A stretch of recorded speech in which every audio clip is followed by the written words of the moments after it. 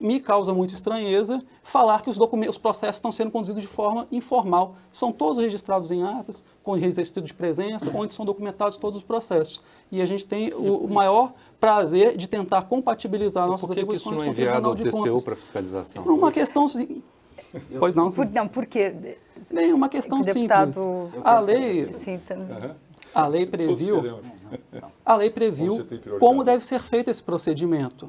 E a gente está colocando as questões que envolvem a complexidade desse tema para o tribunal. O tribunal abriu um processo específico para debater se as nossas ideias estão ou não em desacordo com o entendimento do tribunal. Essa é a verdade, deputado. Inclusive, assim, causa também um pouco estranheza quando a gente manda o expediente para o tribunal e ele vai para o senhor inclusive publicou o nome da empresa que está negociando com o tribunal, publicou na internet uma informação, sim. Os senhores me mandaram ofício? Mandamos para o tribunal, deputados, o Tribunal O de senhor está Justiça. acusando o tribunal de ter vazado para nós? De forma alguma, deputados, vamos ouvir o Isso deputado representa Vicente crime. Cândido, que Cuidado. foi presidente da comissão, quer dizer, é o presidente da comissão que ainda vota o parecer, deputado.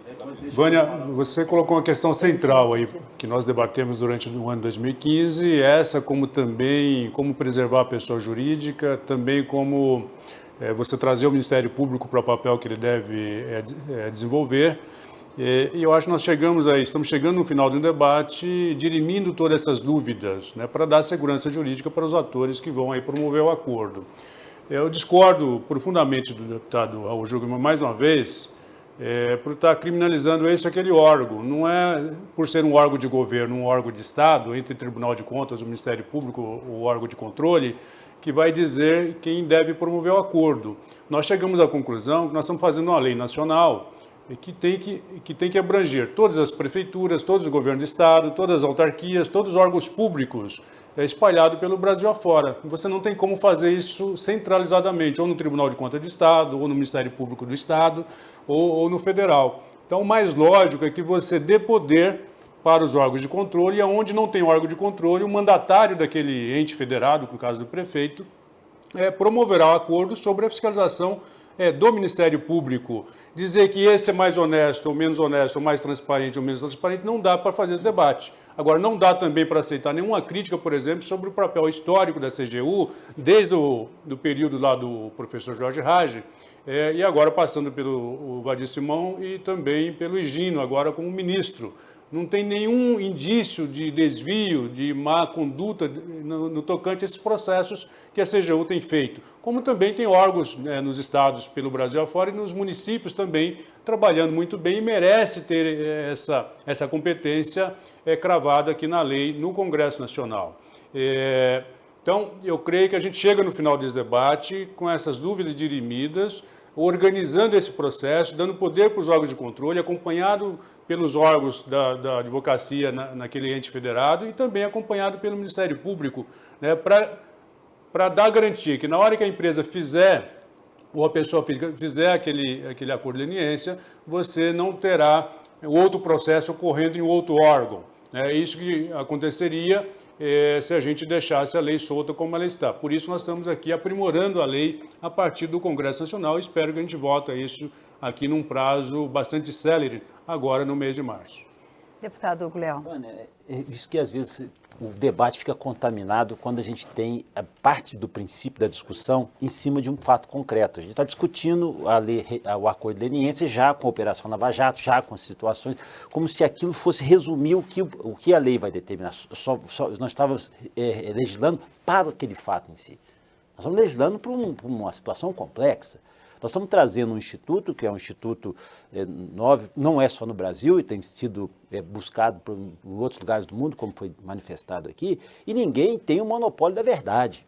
Aqui não pode ser só o Ministério Público de Contas, o Ministério Público Estadual. Todos nós partimos do princípio que a administração pública tem que ser gerida por atores e por instituições que tenham também a ilibada conceituação. Agora, se parte do princípio eu sou contra, eu sou a favor de determinada administração, aí fica uma situação extremamente delicada. A discussão tem uma discussão política, sim. A gente vai ter que fazer um pequeno intervalo. Eu aproveito, Luciene Pereira da Silva, é uma auditora do Tribunal de Contas. Uma das suas perguntas já foi respondida quando o doutor Júlio falou que a participação do Ministério Público é o que pode evitar ações populares, ações civis públicas, questionando o que foi decidido no acordo.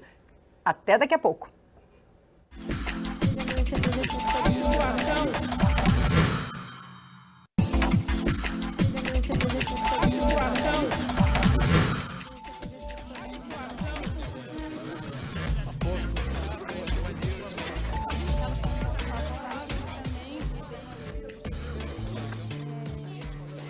Estamos de volta com Expressão Nacional, que hoje discute os acordos de leniência. Os nossos convidados são o deputado Raul Jungmann, do PPS de Pernambuco, o deputado Hugo Leal, do PROS do Rio de Janeiro, o Ministério Público junto ao Tribunal de Contas da União, Júlio Marcelo de Oliveira, e o corregedor adjunto da área de infraestrutura da Controladoria Geral da União, Marcelo Pontes Viana. Fora dos estúdios, contamos com o deputado Vicente Cândido, do PT de São Paulo, da Comissão Especial que analisa o projeto de lei do Senado. Uma outra questão que tem sido bem polêmica, tanto no projeto quanto na medida provisória, a lei anticorrupção previa que a primeira empresa que aderisse ao acordo de leniência, ela poderia ser beneficiada. E as restantes, não. E agora, as duas propostas prevêem que todas as empresas podem se beneficiar. Como é que essas empresas vão ter informações novas? E outra questão, elas são obrigadas a confessar a culpa, como estava prevista na lei de anticorrupção? Doutor Marcelo. Excelente pergunta, Dona. Primeiro, assim, não é para todas as empresas fazerem acordos, todas elas vão ter que preencher os requisitos legais, que sejam cooperar efetivamente com o processo, trazer informações úteis ao processo. A gente vai fazer com mais de uma empresa, na medida em que as outras empresas que vieram na sequência, elas tragam também informações úteis ao processo. Bem, essa legislação foi alterada para se compatibilizar com o que existe de mais moderno em termos de acordo de leniência em todo o mundo, inclusive no próprio Brasil. Não é diferente, o CAD ele tem um acordo de leniência e tem um segundo instrumento para quem vier depois do primeiro leniente, que são os termos de cessação de conduta, onde ele tem uma redução, claro, proporcional ao nível de chegada dele, mas tem que sempre se manter em mente que a lei continua tendo a obrigação das empresas preencherem os requisitos. Então, fazer acordo com todas na medida que elas tragam alguma coisa efetiva para o processo. Lembrando também que essa dinâmica do primeiro, ela tem muito a ver com o incentivo de você desbaratinar um esquema de corrupção, onde você tem a possibilidade de ter várias empresas envolvidas. Nem sempre esse vai ser o caso. A gente tem o caso aqui da Operação Lava Jato, que é justamente a situação onde você tem o envolvimento de várias empresas. Então, esse incentivo é importante. O próprio Ministério Público já celebrou o acordo de leniência com mais de uma empresa. O procurador da República, o Carlos Fernando Lima, que é um principal negociador aí dos acordos de delação, falou que isso pode inviabilizar qualquer acordo de delação premiada porque as exigências do acordo de leniência são muito pequenas. O senhor concorda, deputado Hugo Leal? Olha, depende muito, porque a delação premiada é um instituto que já vem sendo aplicado, né? Isso já não é novo também na nossa legislação, vem sendo aplicado. E o que acontece? Toda vez que há uma informação nova, relevante à persecução penal, ou seja, algo que possa trazer novos elementos, ela é aceita. E nem por isso, porque só o primeiro recebe o benefício. É claro, guardadas as devidas proporções, no caso da aplicação penal, você leva para a circunstância dos acordos de leniência. Ou seja, se eu trouxer algo que seja efetivamente contributivo ao esclarecimento ou ao deslinde ou até o apontamento da culpa ou do dolo, efetivamente também poderá receber não o mesmo benefício. Isso também, está tão em voga hoje no Supremo, a chamada a dosimetria ou a modulação, então essa modulação, isso é uma circunstância que vai acontecer agora. Nós estamos aplicando, ou seja, nós estamos em pleno exercício dessa atividade. Eu repito aqui, eu não entendo que tenha que haver exclusividade. Tem que haver, sim, garantias constitucionais e segurança jurídica. Por óbvio, antes da discussão do acordo de leniência, quando foi votada a 12.846, o próprio Ministério Público entendeu que estava no momento que deveria ser introduzido, porque senão ficaria inviável. E o que os acordos estavam acontecendo, algumas empresas buscavam a participação do Ministério Público até não só para legitimar, mas para que não houvesse desdobramento. Pode acontecer, na aplicação prática desses acordos de leniência, vão acabar desaguando nessa circunstância da participação efetiva do Ministério Público para tentar efetivamente evitar qualquer desdobramento. Mas se tiver os contornos legais obedecidos, para mim, somos satisfeitos. Doutor Júlio. Vânia, queria tocar em 3 pontos importantes aí. Quer dizer, quando a lei diz que é a primeira empresa, a primeira que traz aquela informação inédita. Então, a informação sendo inédita, sendo relevante, é só ela que deveria receber. E o acordo de leniência, ele funciona como instrumento da investigação, assim, porque esse é um incentivo para que uma empresa se adiante em relação às outras e obtenha os benefícios. A retirada disso, assim, o que nós assistimos como discurso do governo, do ministro da Justiça, do ministro Adas, e a própria presidente chegou a dizer isso, que o objetivo do governo é celebrar com todas as empresas, o que viola claramente o objetivo da lei aprovada por esse próprio governo. Então, esse é um ponto importantíssimo. Outro ponto importante que o deputado colocou é que a gente tem que transcender a questão do caso concreto e pensar na legislação, como que ela vai funcionar para o país inteiro e para os futuros casos. E aí, aquele ponto que o deputado Jungmann colocou no começo é muito importante. Nós estamos desenhando aqui, fazendo um modelo em que você tem órgãos de controle interno da União, que tem uma estrutura muito boa, CGU, etc., mas você tem também todos os estados e 5.500 municípios com controle interno do Poder Executivo e do Poder Legislativo. Isso é uma fragilidade desse modelo muito grande. A gente tem que pensar no modelo em que instituições com capacidade de fazer investigação e de avaliar essas informações, se elas vão dar conta dessa tarefa de fazer combate à corrupção. Se eu imaginar que o órgão do Poder Executivo de um pequeno município pode aplicar numa empresa uma multa de até 20% do seu faturamento e depois chamar essa empresa para negociar um acordo de leniência, isso é uma porta aberta à corrupção, isso não vai ser combate à corrupção. Por isso que, ao meu ver, o Poder Executivo não deveria ser o ente encarregado desse combate à corrupção na fronteira do acordo de leniência, ou sempre ter a participação obrigatória do Ministério Público, que era a proposta original do senador Ricardo Ferraz, quando fez o projeto de lei 105 para alterar a lei 12.846. E na tramitação ela se transfigurou completamente, chegou esse projeto de lei 3636, que, a meu ver, ele é assim, uma monstruosidade jurídica, porque ele prevê que o acordo de leniência celebrado com a CGU ou com a AGU vai paralisar o processo em todos os órgãos, inclusive nos tribunais de contas. Quer dizer, tomadas de contas especiais no Tribunal de Contas, que estiver lá citando uma empresa por 700 milhões de reais, se tiver um acordo de leniência celebrado e fixado uma reparação de 50 milhões, 100 milhões, 200 milhões, paralisa o processo no Tribunal de Contas.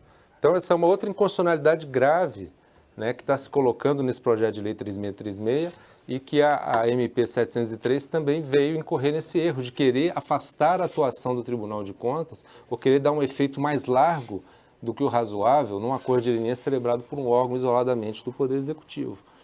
E aí o último ponto que eu queria destacar, o deputado Guleal falou que não cabe ao TCU avaliar durante, só depois. Não, assim, o TCU pode avaliar qualquer ato da administração a qualquer momento. Só de deixar claro, eu disse que não pode ter ação prévia, preventiva. Ele não tem que fazer, mas não é órgão de consulta e nem órgão de atuação prévia. É de atuação, pode ser até concomitante. O que o tribunal quer fazer é concomitante, ele quer acompanhar a negociação. Pode até ser concomitante. Se essa negociação estiver, se o tribunal identificar que tem algum desvio nessa negociação, então ele age antes que o mal se consume com a assinatura do acordo, ele age corrigindo. E é isso que a CGU está evitando, ela não está permitindo, ela não está enviando para o tribunal informações relativas às negociações.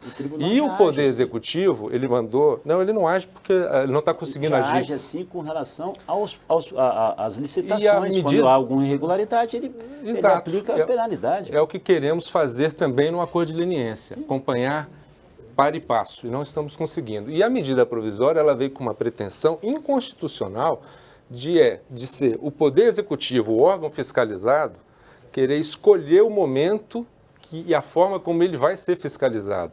Né? Não é o fiscalizado que decide como o fiscal atua. É o fiscal, o órgão fiscal com competência constitucional para isso, que diz: eu vou atuar dessa forma nesse momento, eu quero que me apresente as informações assim agora, desse jeito. Bom, deputado Vicente Cândido. Olha, quero discordar do procurador Júlio Marcelo, Quer dizer que o governo está entrando em contradição com a própria lei que ele fez. O governo também fez a Lei Geral do CAD. Lá está dizendo que faz o acordo com a primeira e pode fazer com as demais. Mas também não é obrigado as demais comparecerem para fazer o acordo. No caso do metrô de São Paulo, por exemplo, foi feito o acordo com a primeira empresa, as demais não compareceram. Estão sendo processadas pelo CAD e depois serão processadas no Poder Judiciário, se for o caminho que o órgão público escolher, que o órgão gestor escolher. E também não estou entendendo essa reclamação do procurador, que nós estamos aprimorando a Lei 12.846, a Lei de Combate à Corrupção, trazendo o Ministério Público para dentro dos acordos. Está aqui no texto, eu estou lendo aqui o texto do Senado Federal, que nós estamos analisando nesse momento, em todo momento, e principalmente onde não tem órgão de controle, no caso de algumas prefeituras pequenas, está previsto o acompanhamento, não será nada feito sem acompanhamento do Ministério Público, então não estou entendendo a preocupação dele. E eu acho mais fácil a gente capacitar, dar competência, dar autoridade, dar musculatura para 5.600 prefeituras no Brasil e os demais órgãos, gestores de verba pública, do que você centralizar num Tribunal de Contas ou no Ministério Público. E não podemos achar que o Ministério Público seja também a panaceia para todos os males. Tudo tem que ser o Ministério Público, cada um no seu papel. Acho que se não tem competência, vamos dar competência. Se não tem capacidade técnica, vamos dar capacidade técnica para que os órgãos possam exercer essa função delegada pela lei. Deputado Raul Jungmann. Bom, primeiro eu queria voltar a um ponto e pedir ao Marcelo que, no fecho do bloco anterior, disse que alguém tinha vazado dados sigilosos. Então, como isso é crime, eu gostaria que o Marcelo esclarecesse quem fez isso para não ficar pairando nenhuma dúvida, viu, Marcelo? Então, é importante esclarecer isso. No que diz respeito à pergunta que você fez, Vânia, referente à primeira empresa que poderia fazer a delação, como também a questão do ressarcimento, né, que você colocou, eu acho que a medida, de um modo geral, afrouxou, tá certo, os controles e reduziu as obrigações, tanto para firmar o acordo de leniência, como também no que diz respeito aos delitos praticados pela empresa. Nada contra as empresas prestarem um acordo de leniência, nada contra a manutenção dos empregos, a arrecadação dos impostos. Mas falando aqui com relação um pouco ao que o Hugo falou, quer dizer, de uma certa politização, inclusive que eu não sei se o Hugo quis dizer isso, mas não tem problema. Tudo bem, mas eu quero pegar nesse sentido, mesmo que você não tenha dito. O problema é que nós estávamos discutindo a 3636, muito bem, quando o governo edita a medida provisória 703. E, ao mesmo tempo, Vânia, nós sabemos que existem hoje sendo negociadas, sem nenhuma transparência, sem a fiscalização do Tribunal de Contas da União, não é certo?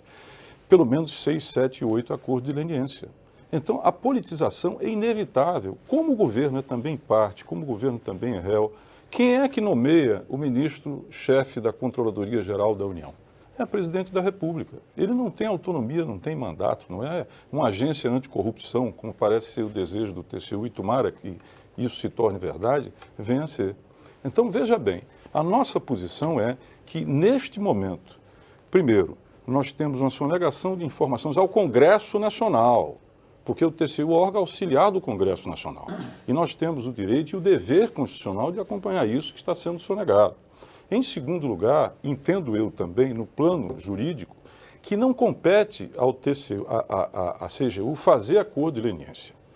Porque isto é atravessar o papel da Advocacia Geral da União, que tem esse papel de transigir, de acordar na Lei Complementar 73, no seu inciso exatamente 6º. Lá, quem pode transigir, quem pode negociar, quem pode fechar, portanto, acordo de leniência, não é a CGU. Esse é o papel que também vai ser contestado na Justiça, que pertence à CGU. E, por último, aquilo que o procurador tinha colocado. Quem conhece a realidade dos municípios não pode acreditar que você vai conseguir, do dia para a noite, ou em alguns anos, equipar esses municípios, os seus órgãos de fiscalização interna, para fazer acordo de leniência, aonde ele, ao mesmo tempo que ele pode multar, ele ao mesmo tempo pode reduzir essas multas. Então, na verdade, você pode estar criando um canteiro de alguns milhares de lava-jatinho pelo Brasil afora. Por isso é que eu volto a dizer e insisto nesse ponto, tá certo? Vânia, quem pode fazer em nome do interesse geral isso é o Ministério Público. E a outra coisa, está se afastando o controle judicial. O controle judicial nas ações civis, na questão penal, etc., não pode ser afastado. Não há como afastá-lo. E aí, efetivamente, isso está acontecendo e é um enorme prejuízo que você faz à causa pública. O Rildo Alves de Oliveira, do distrito de Tataíra, da cidade de Desterro, da Paraíba, ele fala que pela primeira vez a população acredita na justiça, que pode ver pessoas ricas na cadeia e pessoas de alto nível na cadeia. Antes, só pobres e negros iam para a cadeia e que agora a população brasileira tem a esperança. Eu queria pegar essa afirmação do Rildo para perguntar para os senhores o que acontece com os responsáveis pelas empresas. Quer dizer, está afastada a possibilidade deles serem processados, porque essa parece ser uma questão que não está muito clara no projeto. É até bom que o telespectador entenda, porque qualquer tipo de punição, ela pode vir administrativamente, por parte dos órgãos de administração pública e nas suas todas as instâncias, do ponto de vista do controle externo, do contencioso administrativo dos tribunais e do próprio ponto de vista da ação jurídica. O acordo de leniência não afasta a possibilidade da justiça... Olha, em hipótese nenhuma, porque... Não impede ações? Não, o que foi falado aqui, lembrando, inclusive, dessa perspectiva, eu não quero tratar do caso concreto, porque eu não sei o que efetivamente está acontecendo, mas o que fala é sobre esta. Ele não arquiva, não manda... Sobre esta é o seguinte, até que o acordo seja reconhecido pelo próprio Tribunal de Contas. Não está falando que encerra, que arquiva. Eu acho que esse ponto... Não é reconhecido pelo TCU na 703. Não, está reconhecido. O Tribunal de Contas está reconhecido, não tem como não reconhecer. Não tem. Ele faz o papel de fiscalização e ele pode, pela 703, se ele entender que o dano não está devidamente avaliado, o dano que eu falo, sim, claro. Nesse caso, ele pode propor a mais, mas não, ele não vai mexer, digamos assim, ele não pode revisar ou negar o mas acordo. Ele pode sim, ele pode, enquanto papel de fiscalização, pode demonstrar isso e até se tiver embasado em informações. O papel constitucional dele é esse, mas não na 703. Desculpe. Só fazer uma coisa aqui, que é tão difícil concordar com o jogo aqui. mas é fácil nesse aspecto, eu até entendo que a participação da AGU, ou seja, dos órgãos da advocacia, também é importante. Nesse aspecto, talvez essa informação seja uma informação relevante. Não tenha dúvida nenhuma que a CGU tem toda a capacidade de fazer. Porém, agrega até para questionamentos futuros a participação da advocacia pública, que é sempre lógica, porque é quem vai se fazer a defesa das instituições, do acordo principalmente, seja no Tribunal de Contas do Estado, da União, seja onde for. Sobre esse aspecto, eu acho que podemos fazer esse debate que eu acho que aprofunda. Bom, eu vou chamar o deputado Vicente Cândido. A gente está com os últimos 5 minutos do programa. Infelizmente, cada convidado eu gostaria que falasse 1 minuto só para encerrar as questões que foram levantadas. Por favor, deputado.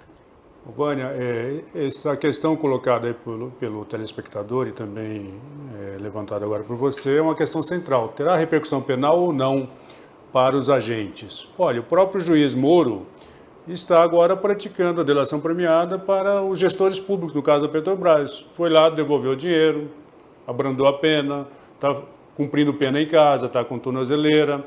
Então nós queremos aprimorar isso também, para que dê mais oportunidade para o Estado recuperar o prejuízo. Você recuperou o prejuízo ali para o erário, você vai discutir a dosimetria da pena. Pode ser uma pena menor ou até uma isenção total da pena. Então essa questão foi uma questão central, que não dá para imaginar que a empresa vai pagar 2 vezes. É o caso do CAD. Nós não vimos nenhuma questão penal nos que fizeram até agora acordo com o CAD, não foram poucos. A empresa não vai pagar 2 vezes, pagar pecuniariamente e também pagar com o teu funcionário, o teu diretor preso também. Então, a minha linha é que não tem que ter repercussão penal. Evidente, cada caso é cada caso. Você vai poder administrar isso com o órgão gestor. E, mais uma vez, eu não entendo também a posição de que a gente não deve dar autonomia, competência e atribuição para os gestores do dinheiro público. Se o prefeito pode gastar milhões e bilhões de reais, por que a prefeitura não pode também ter um órgão de controle que fiscalize aquele dinheiro? Ali tem Câmara Municipal, ali tem imprensa, ali tem Ministério Público. Então não vamos querer administrar o Brasil a partir de Brasília, a partir da capital de cada estado. Então tem que dar competência, treinar autonomia para que os órgãos possam exercer também essa função. Quem pode mais, pode menos. Quem pode gastar bilhões de reais, pode também fiscalizar bilhões de reais. Muito obrigada, deputado Vicente Cândido. Doutor Marcelo Viana. Queria só tocar em 3 pontos rapidamente. Primeiro, responder o deputado Raul Jungmann, que de forma alguma quis acusar alguém de vazamento. Se o fiz, me retrato aqui, não era a minha intenção. E só lamentei realmente o fato de ter sido divulgado o nome de uma empresa que está negociando na CGU, uma informação que a gente tenta manter em sigilo, mas obviamente não tenho como acusar ninguém de vazamento. Então, fico registrado isso. Mas acho importante até reforçar o papel que o deputado tem feito no Congresso de realmente buscar a fiscalização. O que reforça, de repente, que é o Poder Executivo, é o órgão, sim, a fazer os acordos de leniência, porque ele é o que é mais fiscalizado. É aquele onde você entrar hoje no site, você vê qual é o meu salário, você vê quais são as minhas viagens, você vê a composição, você vê quando é que eu entrei no órgão público e todas as funções das pessoas que exercem o Poder Executivo. Ou seja, é o órgão, de repente, que é mais sujeito à fiscalização se comparado com os outros poderes. Mas queria tocar mais só em 2 pontos para encerrar. A questão do acordo de leniência com mais de uma pessoa, eu acho que não prever essa possibilidade é uma limitação da capacidade investigativa do Estado. Se assim o fosse, o Ministério Público só poderia ter feito acordo com a primeira empresa, que foi a SOG, não poderia ter feito depois com a Camargo Corrêa e com outras empresas que geraram tantas identificações de outros ilícitos, que têm gerado tantos frutos para as investigações. E, por fim, em relação à fiscalização do TCU sobre os acordos de leniência da CGU, existe um esforço nosso de compactuar o que está previsto na lei, a necessidade de dar andamento a esse processo em conversas com o TCU, mas a questão é complicada. Não é por menos que o próprio PPS propôs um ADIM contra a IN do TCU, só para fechar. E não é por outro motivo que hoje foi concedido uma liminar pelo Supremo Tribunal Federal à CGU, dizendo que não deve entregar os acordos ao TCU, até que seja julgado o mérito dessa decisão. Então, deputado Raul Jungmann.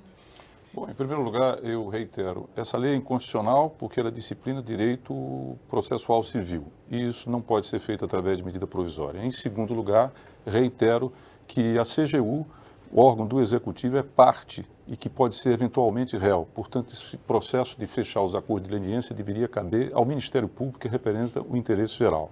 Terceiro lugar, entendo que é caótico você colocar na mão de 11 mil órgãos de controle interno, fechar acordo de leniência e, ao mesmo tempo, permitir que ele faça o ajuste de quanto é que vai custar isso. Isso pode ser uma grande possibilidade de corrupção.